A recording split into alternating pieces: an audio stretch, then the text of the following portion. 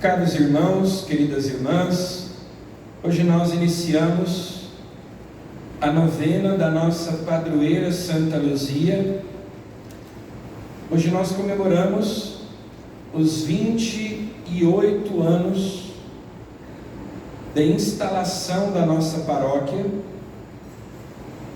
que aconteceu justamente no dia 4 de dezembro de 1997, e também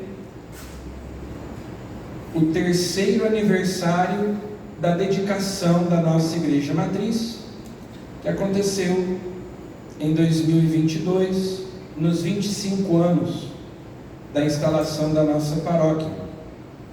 Então hoje nós temos esses três motivos de celebração: a abertura da novena, os 28 anos da instalação da paróquia e o aniversário da dedicação da nossa Igreja Matriz. Aqui do meu lado direito, nós temos uma placa que foi descerrada no dia da dedicação, que traz uma inscrição em latim: Deo optimo maximo in honorem Sancta Lucia.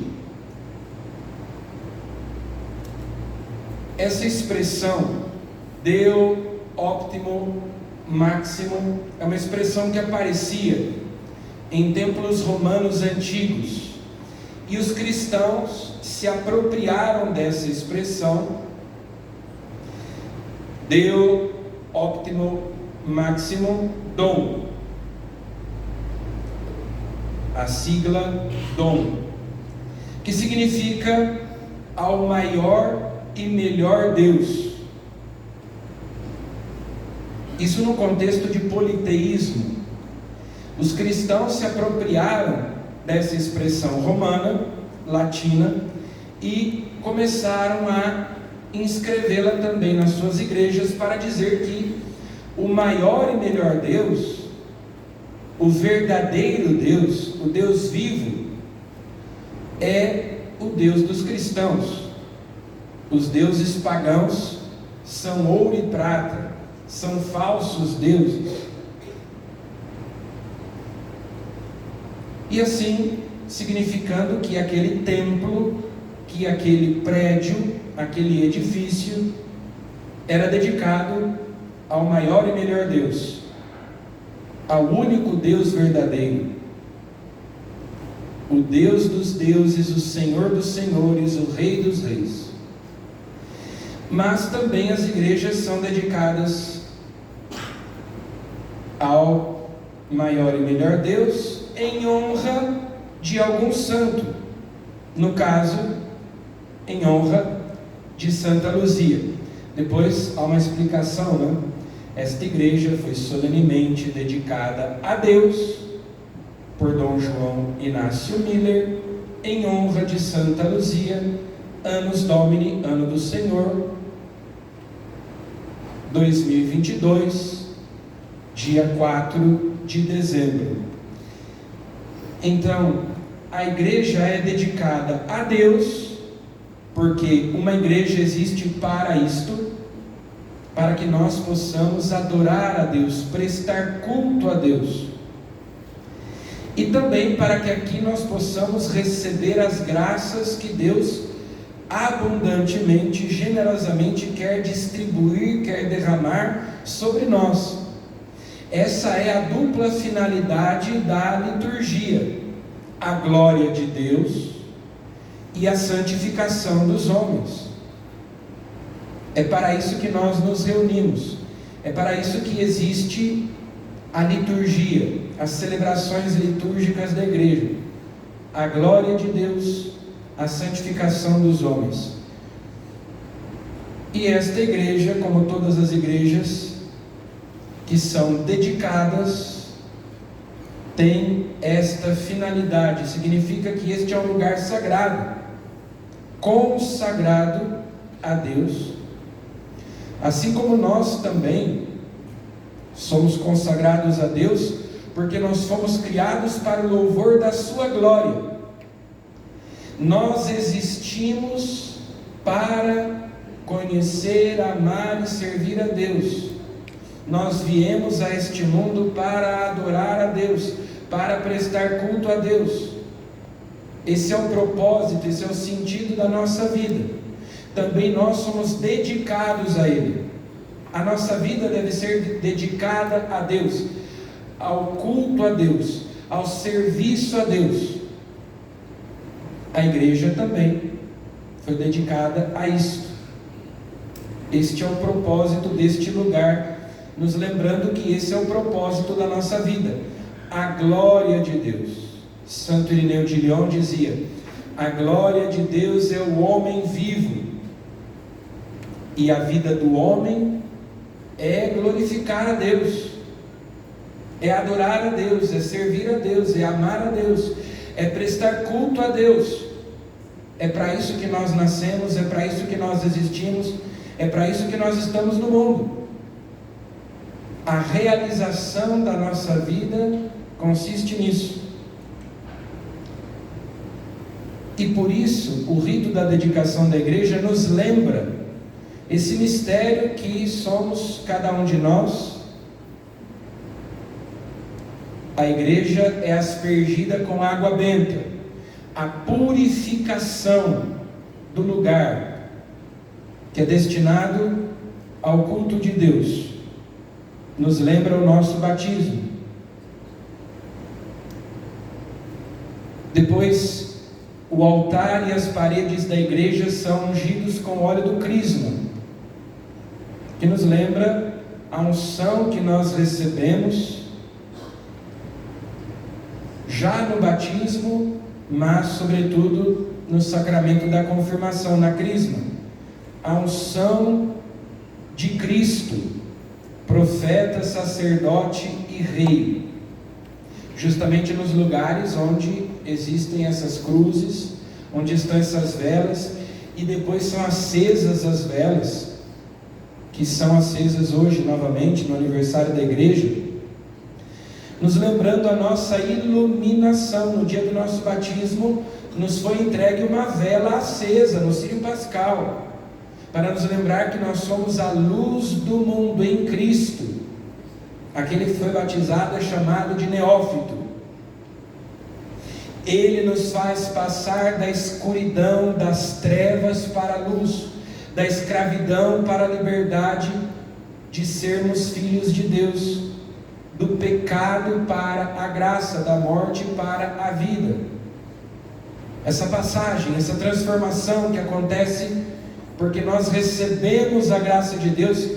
Então a igreja, no início da dedicação, está com as luzes apagadas, depois de ser aspergida, depois de ser proclamada a palavra de Deus, depois de ser ungido o altar e de serem ungidas as paredes, então as luzes se acendem, é oferecido incenso, nos lembrando que nós devemos exalar o bom odor de Cristo por onde nós passamos. Devemos ser testemunhas de Cristo. E então se oferece o sacrifício eucarístico. Agora, antes de o altar ser ungido, acontece um rito muito importante, que é o da deposição das relíquias. No caso aqui da nossa igreja, a relíquia do apóstolo São Tiago Maior, São Tiago de Compostela, São Tiago, irmão de São João. Essa relíquia foi depositada ali na frente do nosso altar.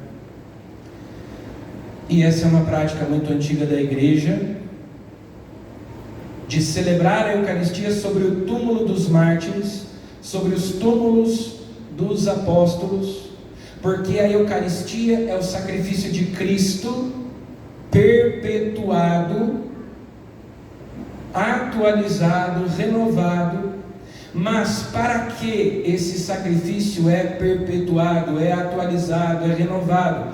Para que nós tenhamos a oportunidade de participar dele, de tomar parte nesse sacrifício e aurir, beber nesta fonte inesgotável de graça e de vida, que é o sacrifício redentor de Cristo na cruz. tomarmos parte, e assim o sacrifício de Cristo, a Eucaristia não é apenas o sacrifício de Cristo, mas é o sacrifício da igreja, corpo místico de Cristo, realizando aquilo que São Paulo diz na carta aos Colossenses: eu completo na minha carne o que falta às tribulações de Cristo, em favor do seu corpo místico, que é a igreja. Então, a deposição das relíquias nos lembra que o sacrifício oferecido no altar é o sacrifício da igreja. Ele se atualiza também na vida dos mártires, na vida dos santos, e por isso também a igreja é dedicada a Deus em honra de Santa Luzia, porque cada santo é um monumento edificado pelo próprio Deus. São Paulo usa uma expressão muito bonita, ele diz assim: vós sois uma carta escrita pelo meu ministério, pelo Espírito de Deus, não com tinta nem em papel. São Paulo, nós sabemos, escrevia muitas cartas para as igrejas fundadas por ele, mas ele diz: vós sois a carta escrita pelo Espírito de Deus por intermédio do meu ministério. Cada um é uma carta, é um evangelho vivo, cada um é uma igreja, cada um é um templo. A igreja, ao longo dos séculos, construiu belíssimas catedrais, sobretudo as catedrais góticas, lá na Idade Média. A igreja construiu hospitais, a igreja construiu as universidades, a igreja contribuiu muito para o progresso da civilização, para o desenvolvimento das artes, da música, da literatura. Mas nada disso se compara à beleza, à grandiosidade de um santo. Um santo é um monumento edificado pelo próprio Deus no mundo, para ser um farol, para ser uma luz, sal da terra, luz do mundo. Em cada santo nós vemos a obra de Deus, a obra que Deus realizou na vida daquela pessoa, transformando um pecador, porque essa é a matéria-prima de que Deus faz todos os santos. São pecadores que Deus, pela ação da sua graça, vai configurando a Ele mesmo.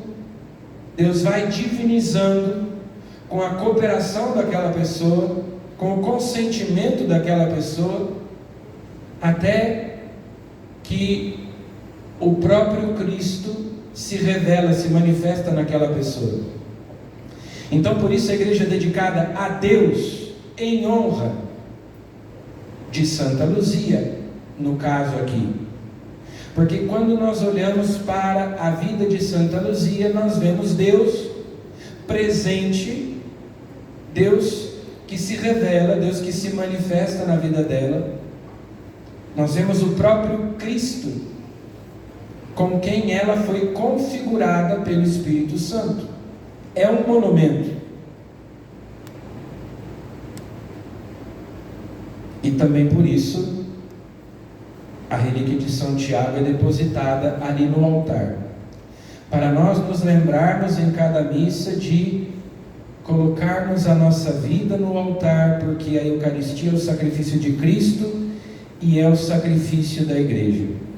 Jesus, no evangelho que nós escutamos, explica para a samaritana, quando ela pergunta: onde se deve adorar a Deus? Aqui no Monte Garizim, lá na Samaria, os samaritanos tinham um templo dedicado a Yahvé, o Deus dos antepassados. Os samaritanos eram sincréticos na sua prática religiosa.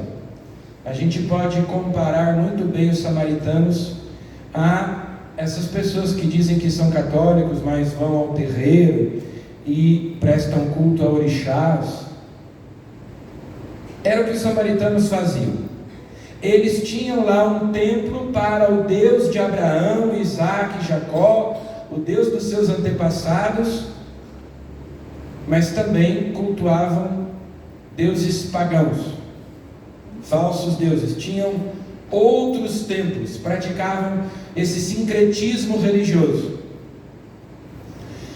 Os judeus nem cumprimentavam os samaritanos, porque os consideravam traidores de Deus, da religião, dos antepassados. E ela pergunta para Jesus: onde se deve adorar a Deus? Lá em Jerusalém, naquele templo construído por Salomão. Nós até escutamos na primeira leitura a dedicação do templo construído por Salomão. A glória de Deus encheu o templo.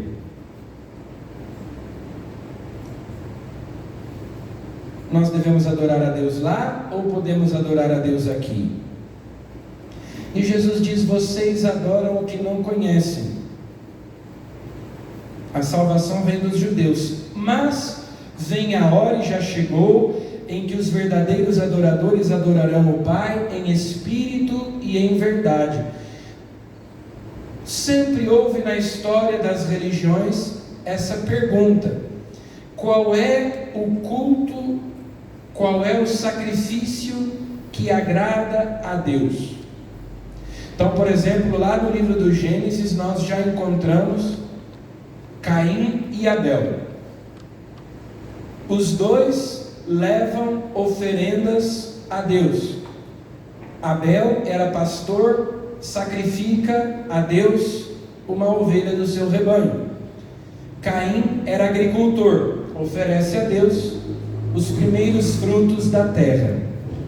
Deus se agrada da oferenda de Abel e rejeita a oferenda de Caim. E isso provoca inveja em Caim, que depois mata o seu irmão Abel. Mas fica a pergunta: por que Deus se agrada da oferenda de um e rejeita a oferenda do outro?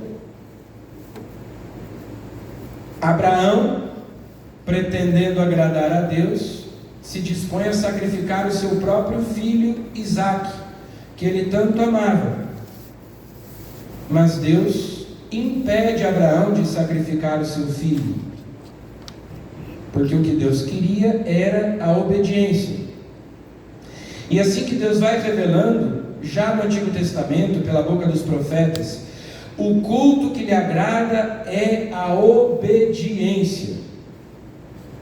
Inclusive os profetas muitas vezes vão dizer assim, que Deus sente nojo, que Deus tem náuseas dos sacrifícios oferecidos no templo, quando sente o cheiro das vítimas sacrificadas, que o barulho da música, dos cânticos, dos salmos era ensurdecedor. Deus tapava os ouvidos. Deus detestava as festas. Por quê? Porque enquanto eles celebravam a liturgia, desobedeciam à lei de Deus. Então, o que a samaritana pergunta é: afinal de contas, qual é a maneira correta de adorar a Deus? Qual é o sacrifício adequado? Qual é o lugar certo? Jesus responde: adorareis o Pai em espírito e em verdade. O que isso significa? Muita tinta foi gasta para tentar responder a essa pergunta.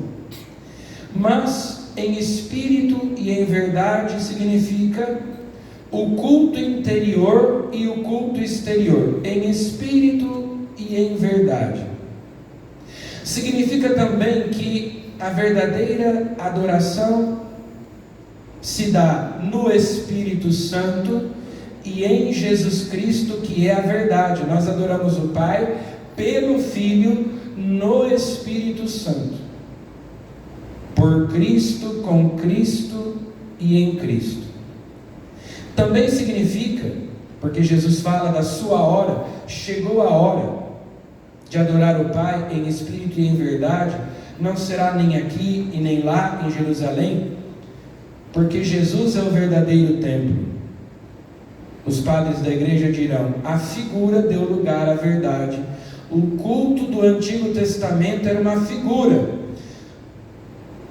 O sacrifício perfeito e santo é oferecido na cruz por Jesus.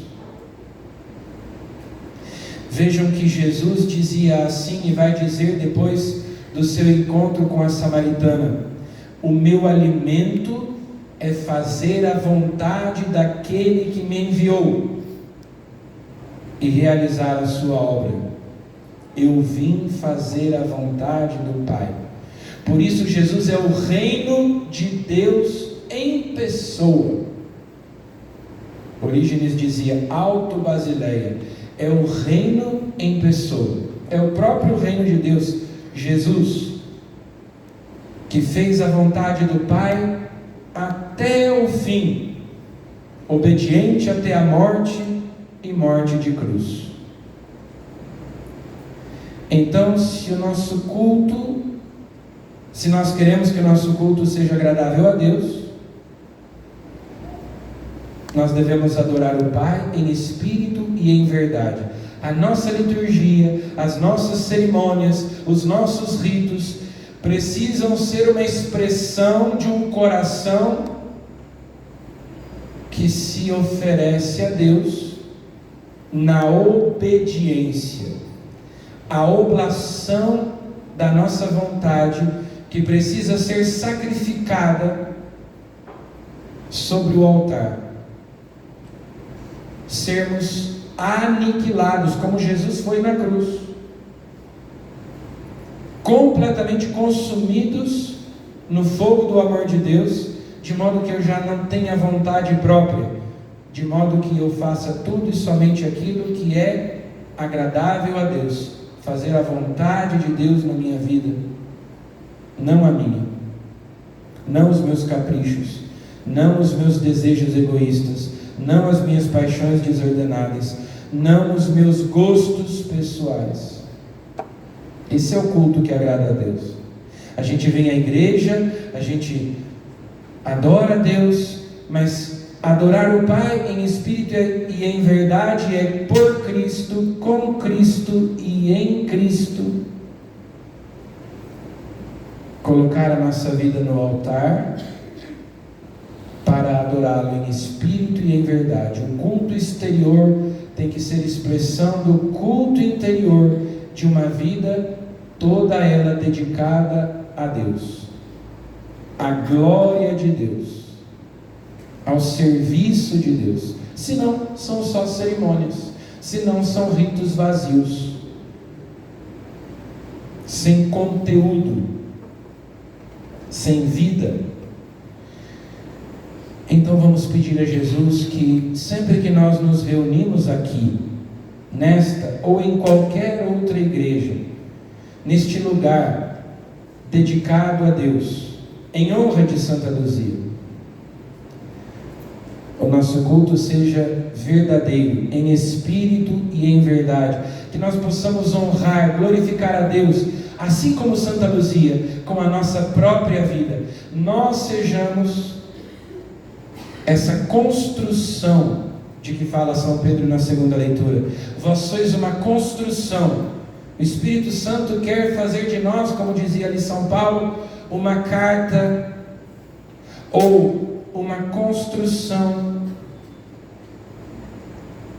Nós vamos cooperando para que Deus nos santifique e para que a imagem de Cristo seja cada vez mais visível em nós. O Espírito Santo nos configure a Cristo e nós mesmos sejamos um templo para o louvor da sua glória.